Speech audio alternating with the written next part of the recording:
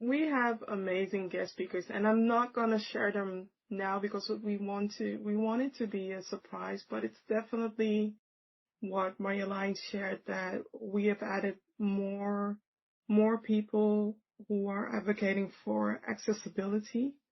We have added more elements of decolonization as well, and it's people from different insights from all over the place, right? And we also want to, every time we want to do our best and honor the name of the podcast, which is Global Inclusion. You're listening to the Global Inclusion in Practice podcast, sharing the stories of DEI changemakers around the world. Vivian Acquah and Marjolijn Vlug bring you behind-the-scenes stories and kitchen table conversations about the personal perspectives of DEI professionals, representatives, advocates, and allies, talking about what matters in this work and what sustains us in creating lasting change. There are many of us working on creating a more inclusive world. Let's share our stories. We're in this together.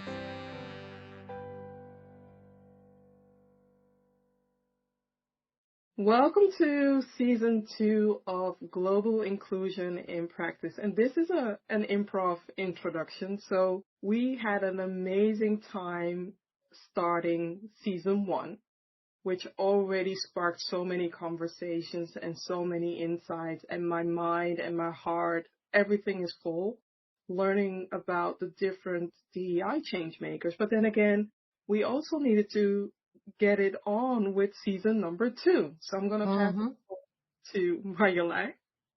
Yeah. Well, this is looking ahead towards season 2 and taking note of what's going on right now in the space of DEI. This might, today is not the day when, dear listener, when you're listening to this, so things might have happened in the meantime. But still, we're taking note of where we are in the space of DEI. And we have some really deep and interesting conversations ahead. Definitely. Season 1 was beautiful to make, conversations that were wonderful to have and to be able to share. And with season 2, there's even more of that. So I don't know if you can hear it in my voice, but I'm just, yeah. We're sitting on a lot of golden nuggets here, and we know we have had these conversations, but we are looking forward to hear more of you, and hopefully you can include some questions and comments that can inspire us in finding our next guest speakers, right, for our next season. You never know where it may land. Oh, that's a good point, because 2 questions for you as you're listening out there. Question 1. Can you think right now of one person who would be great as a guest for this podcast? Because of who they are, because of their story, because of what they contribute and how they show up in DEI. And that can be anything. We've had a range of people who show up in different ways, who do different things, for different stages. One person that you know would be great as a guest. And the other question 2, maybe you want to add question 3. I don't know if you're going to think something. My question 2 is, as you're listening to each episode ahead, and perhaps even this episode, what is one thing that stands out for you? And then share that, whether that's a piece of insight, whether that's a connection, whether that's an emotion, whether that's a question, share it.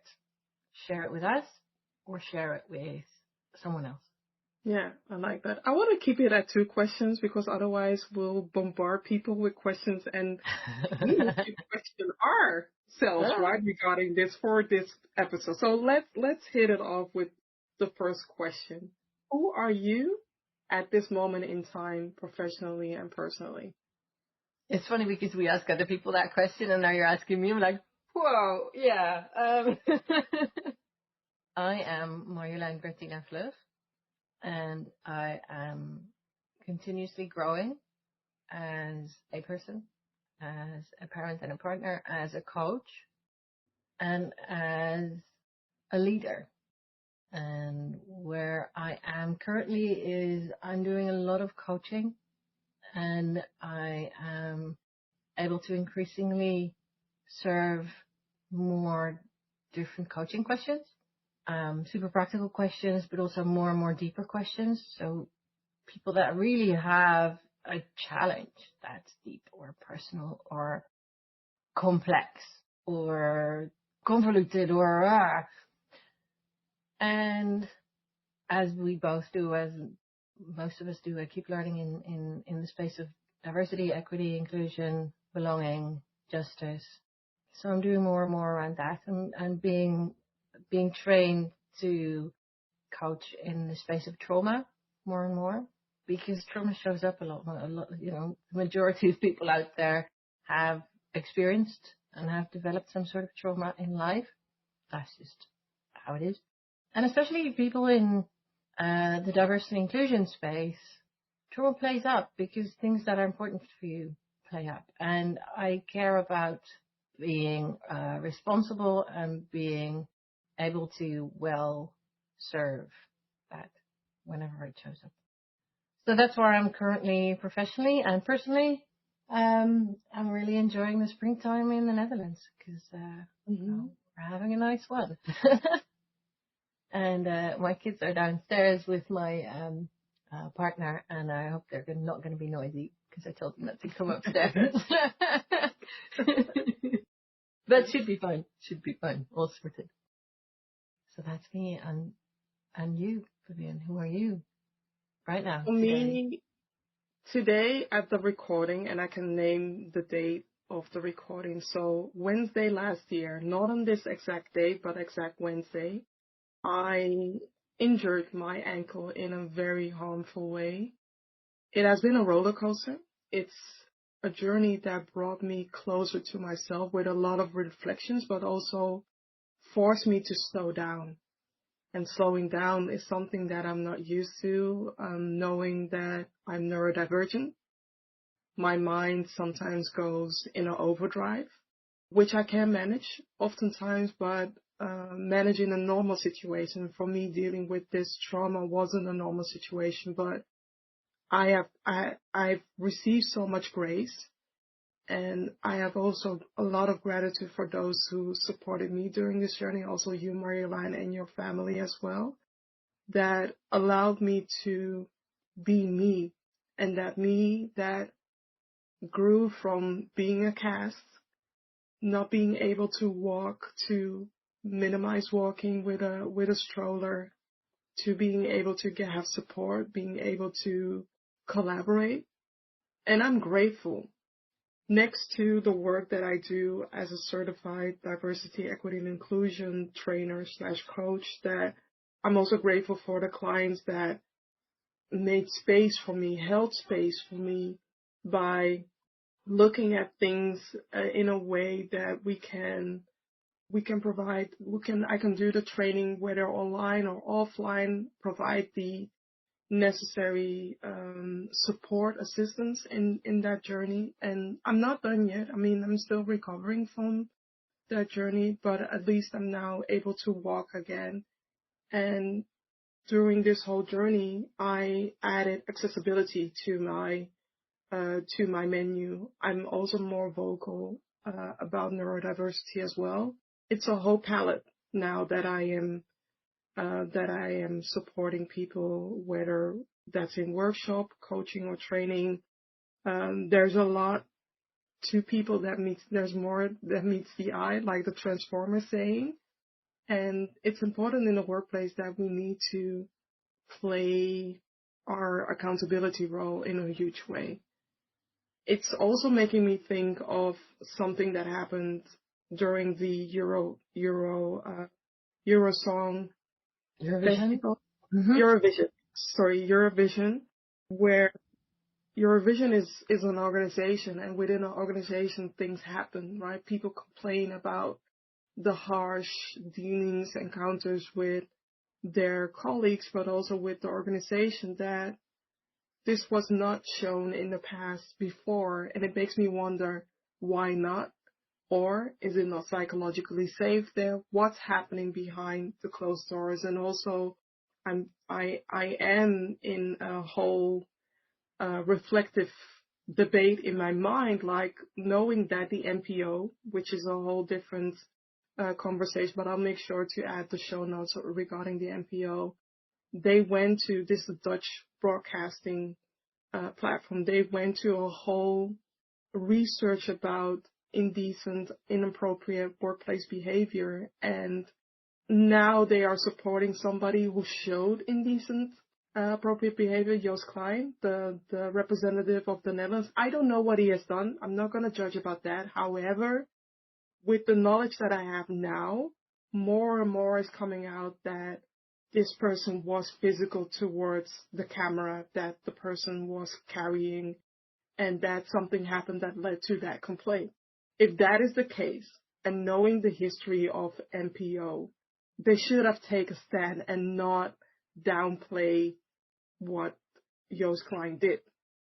I'm putting some quotes here because it's not sure and we still have to wait on the investigation. However, NPO is under a lens that they should have acted better, and also for all stakeholders involved.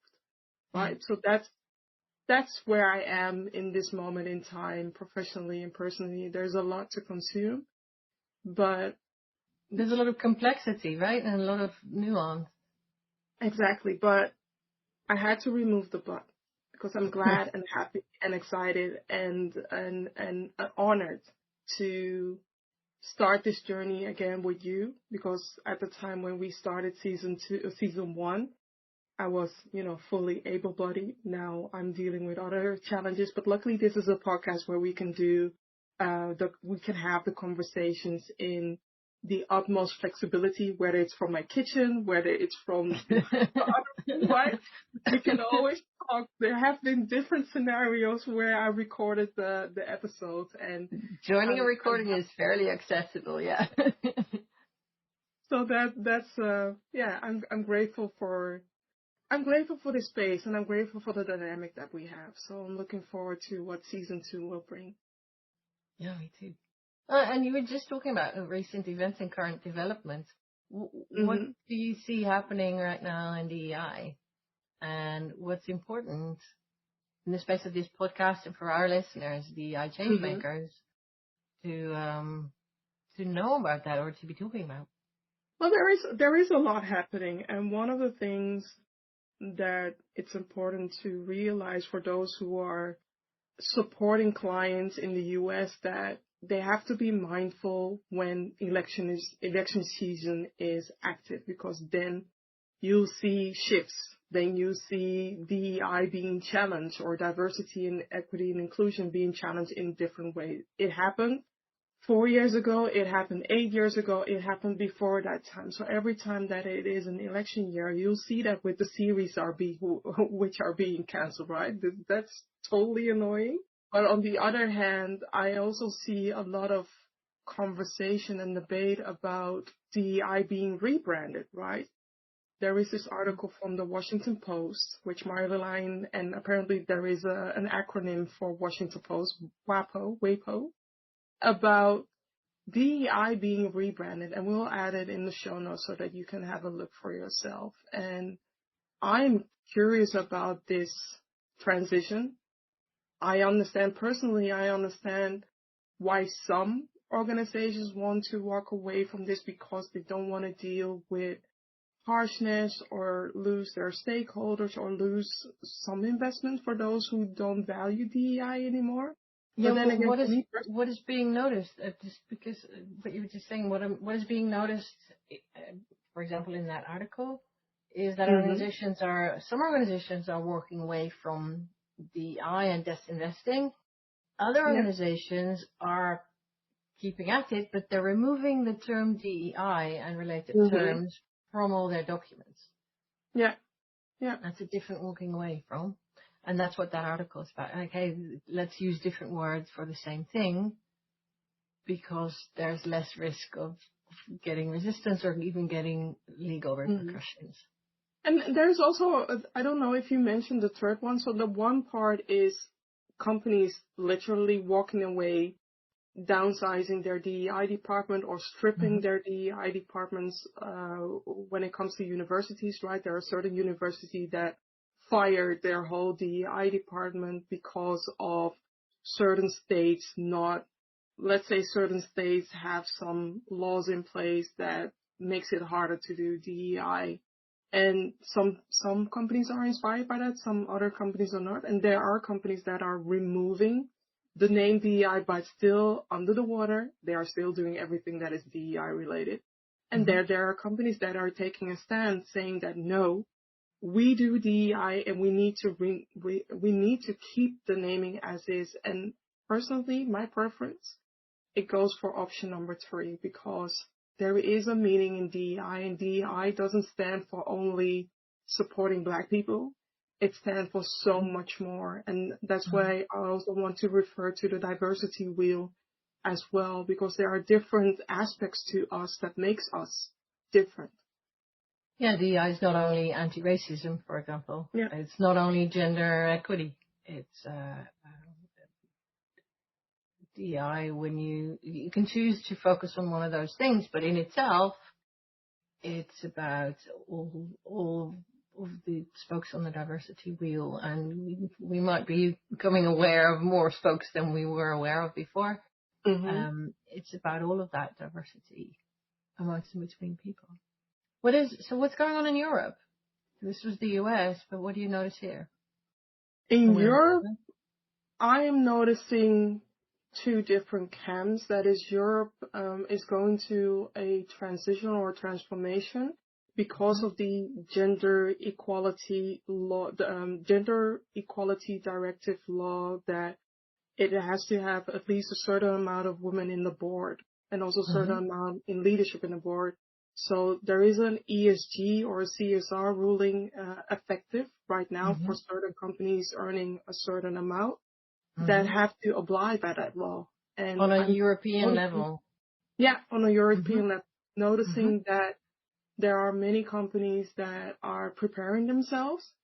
There are some companies that are waiting last minute to prepare themselves, and there are companies that don't yet feel encouraged because it's not applicable for them. And what I tell them is, if your competitor is doing the best to maximize their business impact by obliging that or by taking this directive into action, even though it doesn't apply to them, then who do you think that, the new talents are going to choose for? Because you haven't specified what you're doing when it comes to diversity, equity, and inclusion. And with this reporting, you are specifying how things are going, what initiatives that you're doing, and how things are progressing. You are being held accountable with this reporting, right? So it's a ways for you to create a win-win-win with all your stakeholders, not employees, but also with your clients as well. Interesting. And that's, you lag behind if you don't.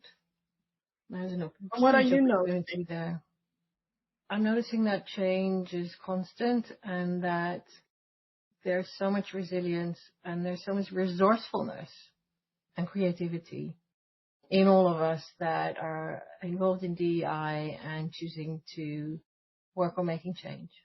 And whether that's on in a certain corner of gender equity, whether that's in whatever term we use for DEI, and one of the developments is, let's use the word inclusion. Oh, great! We have a title that fits with that for our podcast. And jokes aside, we have the resourcefulness and the creativity to navigate that, and I believe it's important to highlight that and to just name that. And zoom in on that and sail with that. And on the Dutch level, though, something happened that disappointed me. So there are 2 things happening right now. One of them is related to equal pay, for talent, new talent that is being hired. There was a law upcoming regarding equality when it comes to hiring. That law is diminished. It's diminished in the first round. I don't know how to say Eerste Kamer in English, but it was diminished there where the law has been cancelled. So there is no fairness when it comes to hiring, even though there is a lot of research done that equal hiring doesn't apply to everybody. And we need to do our best to create that fairness in hiring. And on the other hand, there is a Dutch party that is trying to diminish the right that transgender people have to be able to go to Transition. To be able to transition. And to register. Exactly. To register correctly with the government, with the municipality. Yeah. Without the hassle of them going through a doctor, them going through a whole tour journey of, are you sure you want to change your gender, right? No. So now it will soon be upon other people to decide whether you are mental well enough to change your gender. And that's stupid. That's stupid. Yeah, so there's some legal changes that are being blocked. Currently here in our country.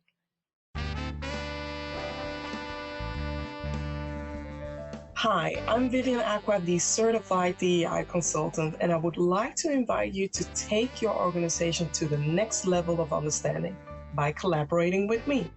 I specialize in helping organizations amplify their DEI initiatives and foster an inclusive environment. Reach out today to learn how I can help your organization unleash its hidden potential and create a culture of belonging. What opportunities/adventures do you see that others in the DEI field haven't thought of yet?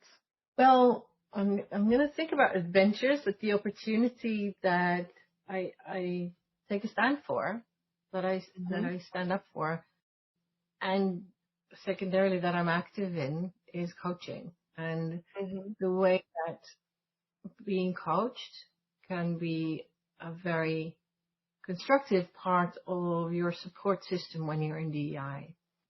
That's sort of a side note of this podcast. That's a voice that I bring in wherever I go when we talk about DEI, because everyone who's making change in DEI gets a lot of and comes in with a background and life experiences that might make that even more difficult to handle. And that means a good support system is really important for doing what you care about and doing what you believe in, doing what you want to create in this world. You set up a support system for yourself. You're imperfect with that. Everyone is. You are Vivian, I am. And the people that we interview. No, I'm not. Let me leave it at that, Down.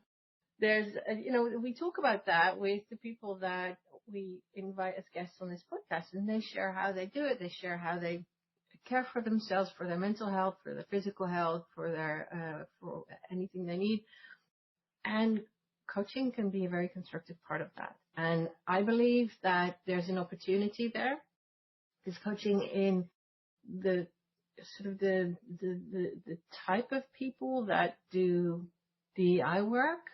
They're not often very familiar with coaching yet. When you talk with, high-level C-suite executives, especially from the US and the UK and Anglo culture places, they're more aware of coaching because that stuff gets paid for them, and that's, it's in the management sphere. It's part of their package, right? Their pay package. Yeah. Not always, but frequently, yeah. I mean, it's more common and more well known there. In the group of people that do DEI work, that's just not a familiar thing. And so this is me showing up and saying, hey, you might want to look into this. You can hire us, but it doesn't have to be us. If we're not the right coach for you, you find someone else. And there will become, and they need to be, more coaches who are especially good coaches for supporting DEI change makers. They're out there. Try it out. Most coaches give out free sample sessions, so you can try out both coaching and that person as a coach, and consider it as part of your support system, in addition to what you would have. I'm going to toot our horn. I'm going to toot our horn, though, because... Yeah, go ahead. Modesty is my downfall, so please go ahead if I don't. Because with the line of work that we're doing and also with the complexity, right? Marjolijn shared her part, I shared my part, and DEI can be very complex. I often say to people, like, it feels like you're being dumped in the Atlantic Ocean. And not everybody can swim in the Atlantic Ocean. So it's important to have a swimming coach that brings you back into the DEI kiddie pool. And then from there on, we can accelerate to pool number 1, pool number 2, pool number 3. Those who are parents, they know the agony of going through the swimming pool and get that certificate, right? Seeing your kids progress. Exactly. But it's the same way. And that's how I see coaching, where you have the opportunity to refine your personal leadership skills. You have the opportunity to broaden your insights into DEI, and you have the opportunities to strengthen how you show up in DEI, because DEI is the work itself, it's emotional labor. And oftentimes people don't see that or misjudge what the emotional labor can have on you. And that's also one of the reasons why Marjolijn and myself, we have created a transformative, this is my dyslexia showing up, so transformative group coaching program where we are able to support you during this journey. We are still rebranding the name, but let's say it's about building your DEI leadership skills, where you and together with other people can share the challenges, but also can gain a lot of knowledge. And in the meantime, you can spend some time in the DEI gym to train that muscle that we know that needs to be there, that is there, but oftentimes we don't train that muscle, and then you have muscle memory loss, right? And we want to be able to support you during this journey. So you have 16 weeks. During these 16 weeks, you have access to us, access to other people as well, and you can always add on a one-on-one coaching. But I do want to mention this because we are setting this program up with an early bird offer so that you can sign up now and make sure that you can use that early bird offer, because the moment that early bird offer is gone, it's gone. Period. It's gone. Oh yeah, that's the thing about an early bird. So you let us know, get on the wait list, and sign up as an early bird, and develop yourself in the DEI space. Develop yourself as a change maker. Develop your leadership and personal leadership. And with personal leadership, I mean you don't have to be a manager of a team. You don't have to be a formal leader to show up and lead the way for yourself and others, and doing that more strongly. Whether you're in the kiddie pool or whether you're swimming in the ocean, exercising those muscles of leadership. That's what we're here to train and support and coach you on, and that's what we're good at. So that's what we're contributing. Yeah. It will be such an honor to join you, to guide you, to support you, and also, you don't know how much fun it is to collaborate with us. I was just going to say, what adventures do you see ahead? Well, here's one. I'm looking forward to that. Me too. So what's taking shape with our new podcast season? I mean, other than learning from our program, there's a lot to learn and be fascinated about and interested in this new season. What's happening? Well, I'm not going to share all the people because I also want you to share some of them. But let's say that we challenge ourselves in a huge way by asking our partners, interviewing our partners to share our impact on them and also how they look upon the topic of diversity, equity, and inclusion. So it's our most vulnerable episode yet through the lens of our partners, where you get a sneak preview of the impact that we have on on them. And it was a surprising conversation. It's going to be interesting to hear a different piece of our puzzle. It's very close to home. We figured we've been asking pretty deep and personal questions to our guests, and even more in the coming season. It's going deeper and going more personal. And, let's be honest, let's do that ourselves as well. We can't sort of keep ourselves out of the equation. That wouldn't be fair. Why not? I don't Marjolijn think came up with this idea. She came up with this idea, and I was just like, you agreed to it. We had the conversation. Yeah. It's honest, and it's this is how life continues when we come home from work. Yeah. And as you're listening to this, your life continues as you come home from your work. So, this might resonate with you. This might bring up something for you, or things that you would love to have another conversation with at home. And that's part of what we do, how we take it home with us, and how that impacts who we are at home. You don't stop being a DI change maker when, as soon as you close your laptop. And we're open to that conversation as well. And in a way, we're interviewing DEI change makers. In a way, our partners are DEI change makers as well. So they belong in that list. In their way, they're having an impact. And show our bravery and courage. That's the first episode coming up after this one.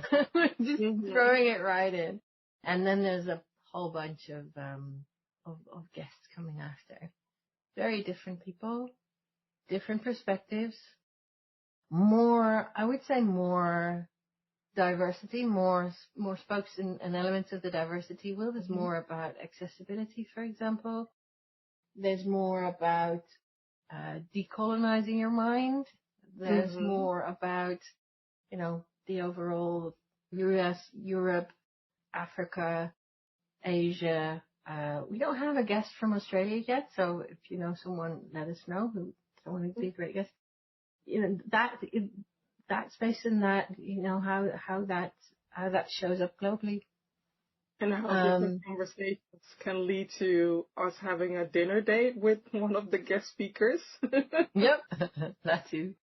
Food is the flavor of the season again. Food metaphors and real food talk. So, what am I missing? Does that sum it up? We have amazing guest speakers, and I'm not gonna share them now because we want it to be a surprise, but it's definitely what Marjolijn shared, that we have added more people who are advocating for accessibility. We have added more elements of decolonization as well, and it's people from different insights from all over the place, right? And we also want to, every time we want to do our best and honor the name of the podcast, which is Global Inclusion. So, like Marjolijn said, if you feel like a part of the world is missing on this podcast, invite yourself or let us know so that we can add you on our wish list and honor this podcast's name. Hey, are you ready to rediscover focus, clarity, and resilience so that you can be a stronger change maker for diversity, equity, inclusion, and belonging? I am Marjolijn Vlug. I'm a certified coach. And whether you're getting started in DEI or are further along in your journey, I can support you to take your work to the next level. With me as your ally, you can gain clarity on your next initiatives or career goals, make intentional choices, stay accountable to them, deal with the intensity of the work, and create real change. Let's talk. I'd love to learn more about you. Reach out, book a chat. What are you proud of regarding the podcast? Proud of our collaboration. You never know how things, I have collaborated with you in a different way with work related, but seeing how fruitful this podcast has been, it's also a great resource when people are asking me, how is it to be a DEI professional? I share this resource to them at first contact because it contains valuable information. I'm proud of the different interactions that we have had with the different guest speakers, and I'm looking forward to whatever the future may bring. And you, Marjolijn?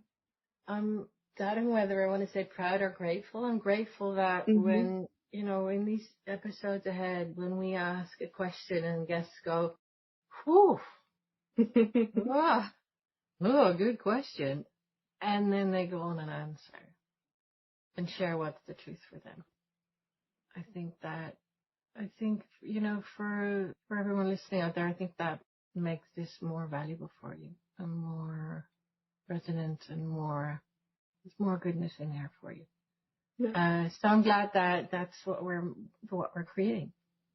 Yeah, and also the feedback that we received was, I don't often get those questions, and I'm happy to answer these questions and also to be me, to show up with my full self by answering these questions about myself, so that it can help other people to understand that there's more that meets the eye when it comes to being a DEI professional. It's not only about pride or celebrating the fun. Mm-hmm. It's about you being able to show up as you, but also you helping others to show up as themselves and feel safe in the workplace. What I'm proud of, as I'm hearing you say that, what I'm proud of is that this is an inclusive podcast Mm-hmm. on the level of we include the whole person. Yeah. And that is what this podcast is, and not every other podcast is. This is about including the whole person when we talk to someone. Exactly.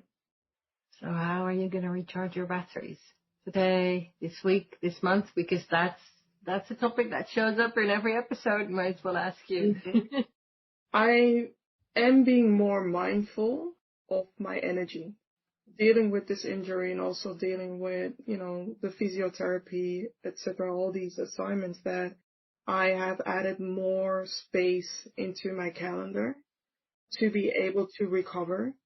I have had a few days where I needed to recover from my introvert hangover. So for those who don't know, and I'll make sure to share a description in the podcast as well, but introvert hangover is basically when I have overspent my social battery, have been among a lot of people and my battery is drained, and then I don't take the time to recharge immediately. And sometimes in some occasions, when I spend time at an event, especially an event that is asking a lot of me regarding energy, maybe it could be the acoustic or the amount of people, or there are no silent rooms available for me to recharge, I will still feel the effects of it a week after. It's different when I'm training because then I am in control of that energy, but it's more for events where I'm an attendee, or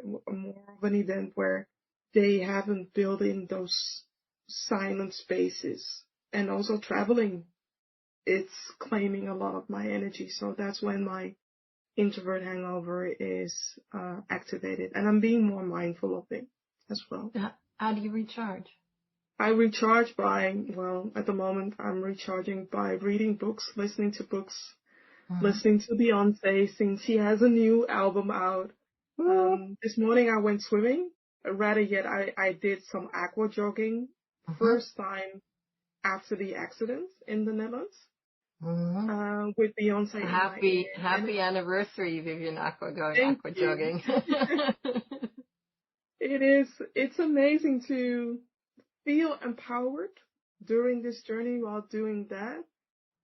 I sometimes don't reply to my phone messages also because I need to recharge my battery. So sometimes it is necessary to reply directly or reply within maybe an hour.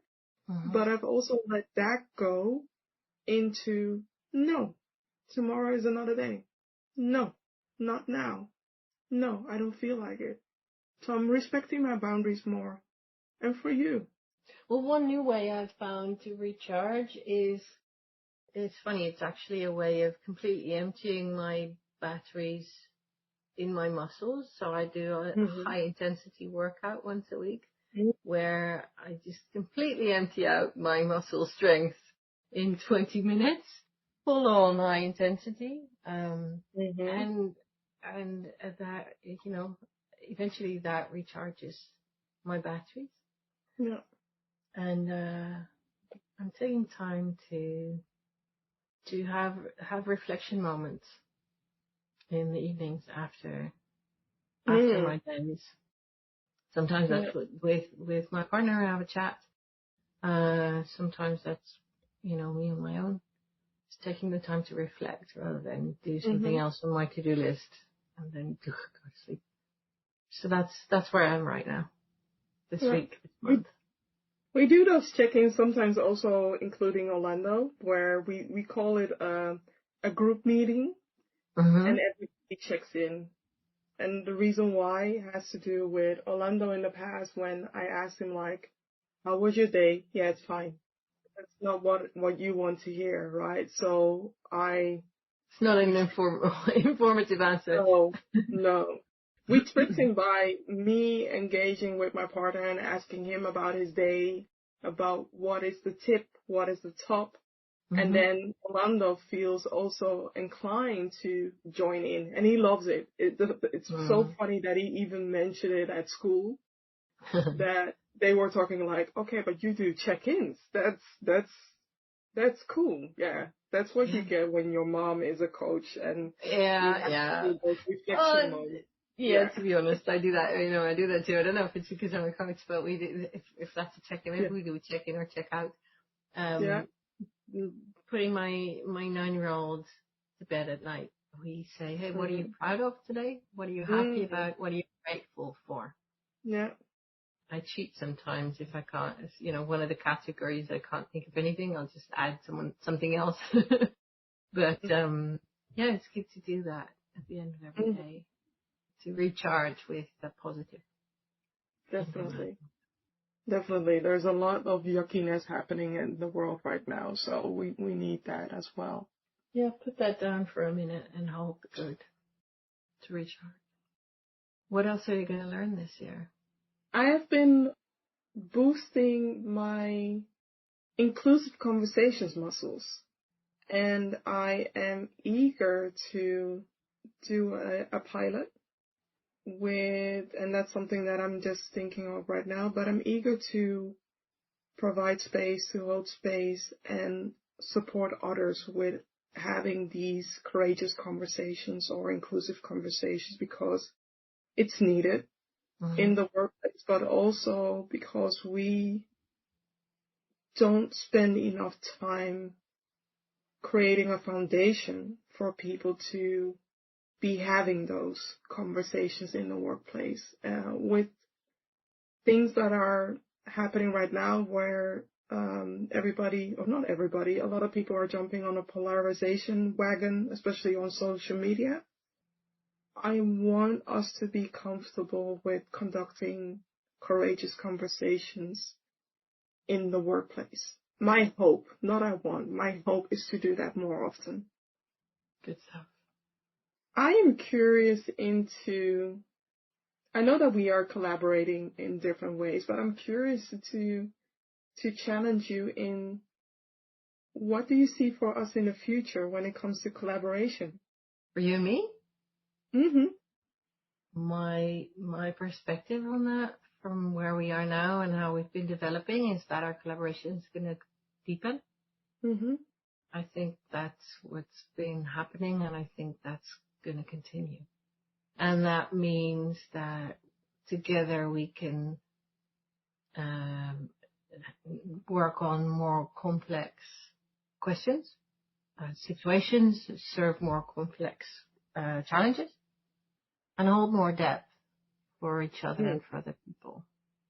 Because that's what we've been able to create and serve other people with. In a way, we're able to create a fairly safe space and a growth space because of the vibe that your nervous system and my nervous system, your heart and my heart, and the way we show up, because that creates in a room.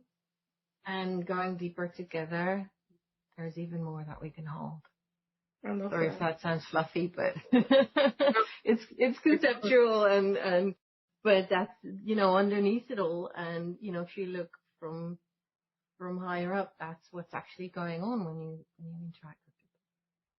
So I'm excited to do Mhm. more together.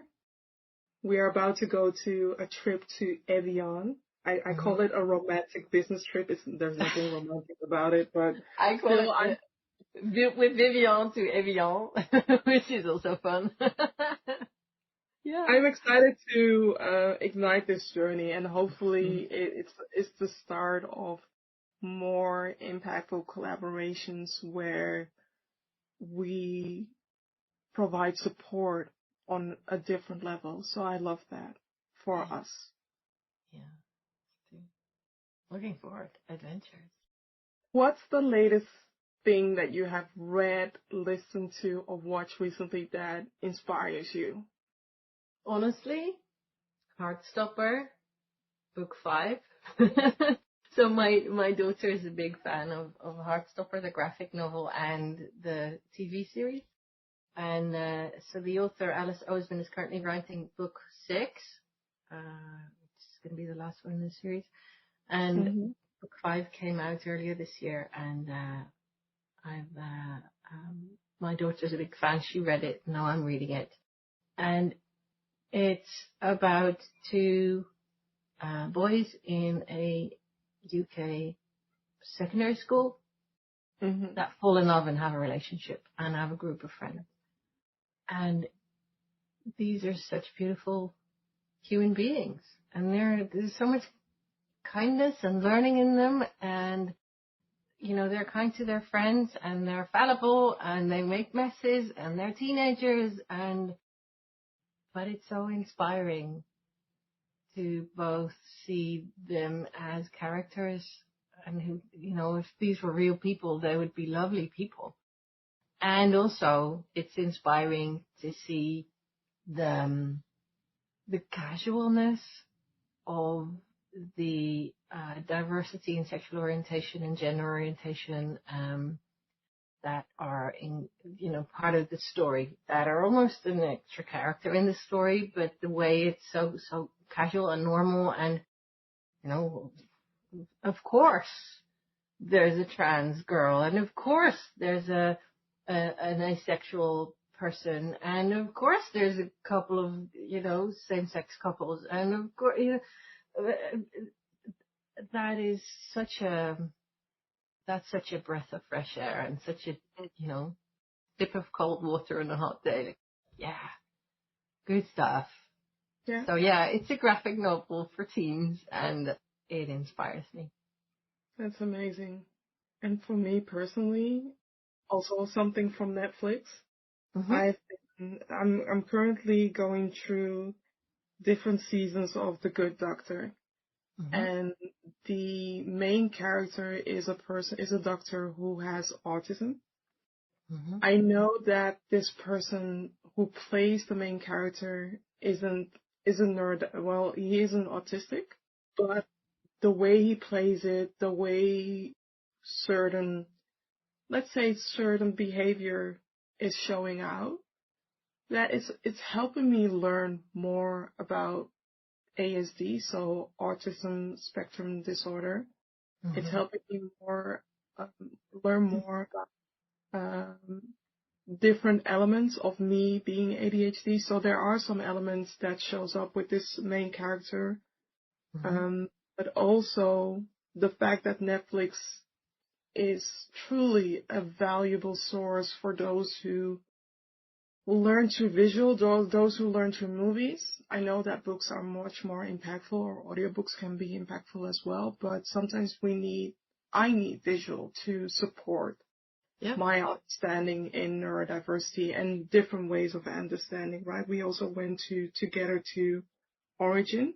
That was, that movie is still taking my breath away, and I'd love to see it again from home so that I can pause, because there are elements in there that can be a lot to handle, but then again, it's a must-watch movie or a must-read when you look into the author who inspired Origin. And Origin is a movie created by Ava DuVernay, where in front of the camera and also behind the camera, that she honors diversity to the max. She honors that in different ways.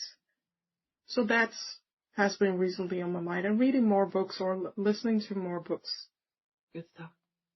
Yeah. What's your invitation for our listeners today? I want you to hold space for the different conversations that you are about to hear. I want you to communicate with us. I hope that you can communicate with us, because sometimes when we do these conversations or have these episodes out, we put all our heart and energy and time in it, but sometimes it feels like, okay, it's also quiet. And oftentimes we do get, messages from people that they loved it or that it brought them insight. And we would love to engage with you more, so that we can involve you more in the process as well. So if you have any questions that you want us to add, or somebody else that you want us to interview, please let us know, because we don't always know all the people, and it's so nice for this person to be nominated by you. So let us know, and also share why you're nominating them, because that's an amazing way to interact with them as well.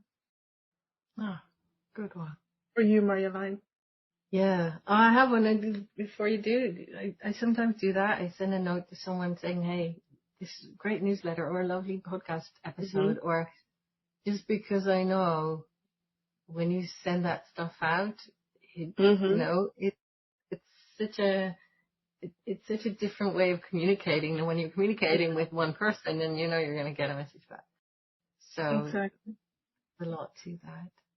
My invitation to you, as you're listening, after this episode ends, is to think of something that you are, as a DEI change maker, that you are proud of, that you're happy about, that you're grateful for, and get in touch with another DEI change maker and share that. Yeah, beautiful. Connect on those notes. So that's my invitation. You see what she did there? She added some space and silence for you to rest and marinate. I think, yeah. Thanks for the conversation, Vivian. There's more coming. Likewise, I'm so excited, and we are looking forward to hearing your comments or hearing your feedback. And until next time. Yep. Bye. Thank you for listening. You're warmly invited to pause for a moment and think about what stood out to you from this conversation. Please share this episode with others to inspire them too. Make sure to subscribe to our Substack channel. We'll be back soon with more episodes. Be well, take care, and stay connected.